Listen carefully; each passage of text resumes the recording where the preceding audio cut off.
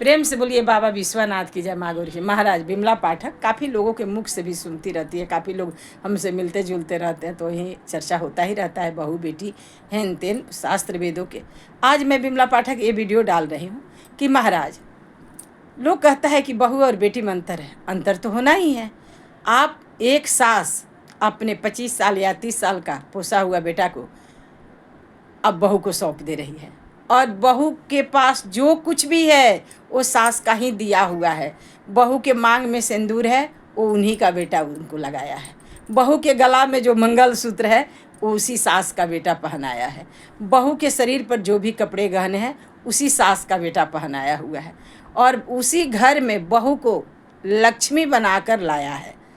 तो लक्ष्मी बना कर लाया है तो लक्ष्मी की तरह तो चाहेगा ही सास ससुर या परिवार की लक्ष्मी की तरह रहे, क्योंकि बहू को लक्ष्मी माना गया है कि मेरे घर में लक्ष्मी आई हुई है।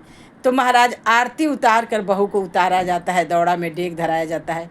किस लिए? कि हमारे घर के कल्चरों में पले बड़े, संस्कार सीखे, हमारा समाज में नाम हो। यही बस अंतर है। और एक माँ में यही अंतर है कि माँ के घर में बेटी 25 साल या 30 साल जितना साल की हुई है तो माँ बाप थोड़ा उसको लाड़ प्यार करते हैं, ये समझकर कि किसी और की अमानत है। लेकिन बहू तो किसी और की अमानत समझ के कोई ये करता नहीं है, तो ये सोचता है कि हमारे घर के संस्कार सीखे, हमारे घर का कल्चर सीखे, हमारे घर के हिसाब से उठे, जगे, पूजा पाठ करे, अच्छे कर्मों धर्मों में ध्यान दे, तो क्योंकि उसके किया हुआ उसके पति और उसके बेटा पर जाएगा। तो यही अंतर है। प्रेम से बोलिए बाबा विश्वनाथ की जय, माँ गौरी की जय। नमः नमः।